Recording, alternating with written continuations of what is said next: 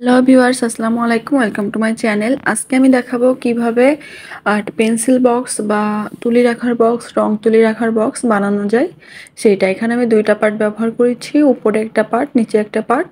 আর এখানে চেন ব্যবহার করেছি। নিচের পার্টটা দেখুন কতটা বড় হয়েছে। আর এটা কিভাবে কাটিং করলাম আর বানালাম সবকিছুই আমি এক ভিডিওতে দেখিয়ে দিব। তো কাটিং করার জন্য আমি একটা কাপড় নিলাম। এটা একটা ড্রেসের কাপড়। আপনারা চাইলে এখানে অন্য কোনো কাপড়ও ব্যবহার করতে পারেন। তো এখানে আমি লম্বা নিয়েছি 10 ইঞ্চি পরিমাণ আর চওড়া নিয়েছি 4 ইঞ্চি পরিমাণ। আপনারা চাইলে একটু বড় ছোট করেও বানাতে পারেন। তো আমি 10 আর 4 ইঞ্চি নিয়েই কাটিংটা করে নিচ্ছি। এইখানে আপনারা চাইলে সিল্কের কাপড় ব্যবহার করতে পারেন, বিভিন্ন হাতের কাজের এমব্রয়ডারি ওয়ার্কও করে এটা তৈরি করতে পারেন। তো আমার এখানে এর উপরে এমব্রয়ডারি করাই আছে, এই জন্য আমি এটাই ব্যবহার করছি। সেম মাপে আমি এখানে দুইটা কাটিং করে নিলাম। এখন আমি এখানে ব্যবহার করব হচ্ছে প্যান্টের কাপড়। প্যান্টের কাপড় অনেক মোটা হয়ে থাকে, এজন্য ফলস হিসেবে এটা ব্যবহার করলেই ভালো হবে। আমি এখানে এটাও দুইটা কাটিং করে নিলাম। এখন আমি এই চার পার্ট ধরে চারপাশেই 1.5 ইঞ্চি করে মাপ করে নেব। লংও 4 ইঞ্চি ও পোস্তও 4 ইঞ্চি, এভাবে আমি কাটিংটা করে নেব। চারপাশে সমানভাবে কাটিং করা হয়ে গেলে দেখুন এখানে দুইটা পার্ট আলাদা আলাদা হয়ে গেল। আমার কাটিং কমপ্লিট। এখন আমার লাগবে সেলাই। তো সেলাই করার জন্য আমি এখানে হচ্ছে একটা চেন নিয়েছি। আমার চেনটা হচ্ছে 9 ইঞ্চি লম্বা, 12 ইঞ্চি লম্বা। এই 12 ইঞ্চি চেন নেওয়ার পর চেনটা আমি মিডিল পয়েন্টে উল্টা রেখে আর কাপড় দুইটা দেখুন একটা নিচে একটা উপরে দিয়ে নিলাম। আমি আবার দেখিয়ে দিচ্ছি, কাপড় একটা ভিতরে নিচে নিলাম, চেনটা ভিতরে নিলাম আর উপরে আরেকটা কাপড় নিয়ে এটা জয়েন্ট করে নিচ্ছি। আপনারা চাইলে আলাদা করেও জয়েন্ট করতে পারেন। তো আমি একবারে জয়েন্ট করে নিচ্ছি, এতে করে দেখুন আমার কাজটা খুব দ্রুত হয়ে গেল। এখন আমি দুইটা কাপড় এক সাইডে রাখার পর দেখুন ভিতরের দিকে চেনটা চলে গেল। এখন এর উপরে আমি একটা চাপ সেলাই দিয়ে নিব। আর সেম প্রসেসে আমি পরের পার্টটাও করে নিব, এটাও দেখিয়ে দিই। দেখুন চেনটা আমি মাঝখানে রাখবো, রাখার পর আর নিচে একটা কাপড় দেবো, উপরে একটা কাপড় দেবো আর চেনটা আমার মাঝখানে থাকবে। এটা রাখার পর আমি সেম নিয়মে এটাও সেলাই করে দেব। সেলাই করার পর এর উপরেও একটা চাপ সেলাই বসিয়ে নিব। এতে করে কাজটা অনেক বেশি মজবুত হবে আর ফিনিশিংটাও অনেক সুন্দর আসবে। এরপর আমার বাড়তি যে চেনটুকু ছিল সবটুকু আমি কেটে নিয়েছি। আর যে আরেক সাইডের চেন ছিল সেটা আমি একটু অ্যাটাচ করে নিচ্ছি, বা 2-3 বার সেলাই করে নিলেই হবে। নেওয়ার পর এটাও কেটে নিচ্ছি। আমার মেনটা কাজ কমপ্লিট। এখন দেখুন আমি যে রঙিন কাপড়টা বা সেটা হচ্ছে এক সাইডে রাখলাম, ফলসের কাপড়টা এক সাইডে রাখলাম।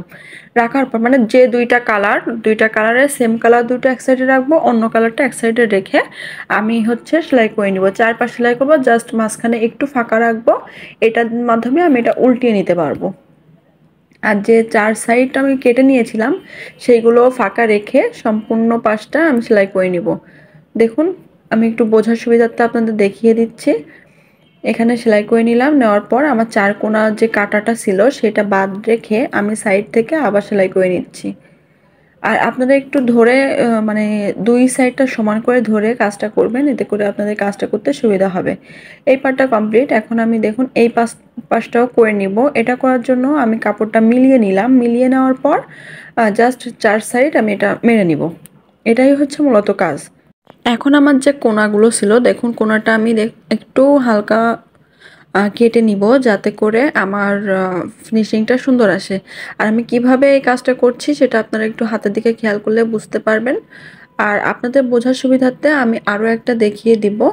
আমাদের কোণাটা ছিল এক সাইডে, এজন্য আমরা এটা মাঝখান থেকে ফাঁকা করে কোণাটার 2 সাইড করে নেব। দেখুন আবার দেখিয়ে দিচ্ছি। আর এভাবে সহজে আমরা 4 সাইড মারতে পারবো। মারার পর আমাদের যে ফাঁকা অংশটা ছিল, যেখানে ফাঁকা রেখেছিলাম সেইখান থেকে আমরা কাপড়টা উল্টিয়ে নিব। উল্টানোর পরই আমাদের সুন্দর একটা ব্যাগ রেডি। দেখুন কতটা সুন্দর হয়েছে। আর এই সেম প্রসেসে আমি আরও অনেক ব্যাগ বানিয়ে দেখাবো। আর যে আমি যে ব্যাগের মাঝখানে যে আমরা একটু ফাঁকা রেখেছিলাম সেটা আমরা এখন অ্যাটাচ করে নিব। এটা চাইলে আপনারা হাতেও সেলাই করতে পারেন, তো আমি মেশিনে সেলাই করেই দেখিয়ে দিচ্ছি। আর ব্যাগটা খুব ইজিলি, আমার মনে হলো খুব ইজি আমি ভাবে দেখিয়েছি। আপনারা যদি চান আরও ব্যাগের টিউটোরিয়াল দেখতে, সেক্ষেত্রে অবশ্যই কমেন্টস করবেন। আমি এর পরবর্তী ভিডিওগুলোতে হ্যান্ড পার্স, বড় পার্সগুলো আপনাদের দেখিয়ে দিব। আর এখানে দেখুন চেনটাও কত সুন্দর ইজিলি বসে যাচ্ছে। আর এখন দেখুন এর ভিতরে কত জিনিসপত্র ধরে। তো এখানে আমি মূলত আমার যেহেতু হাতের কাজের চ্যানেল, আমি এখানে হাতের কাজের জিনিসপত্রই রাখি। আর এটা রাখার পর, এত জিনিসপত্র রাখার পরও জায়গাটা কত ফাঁকা রয়েছে সেটা দেখুন। আর আমার এই ব্যাগ বানানোর ভিডিও যদি আপনাদের ভালো লেগে থাকে তাহলে অবশ্যই লাইক, কমেন্টস করবেন আর শেয়ার করবেন। আর অবশ্যই চ্যানেলটি সাবস্ক্রাইব করবেন, তাহলে নতুন নতুন অনেক ভিডিও দেখতে পারবেন। Thanks for watching. আল্লাহ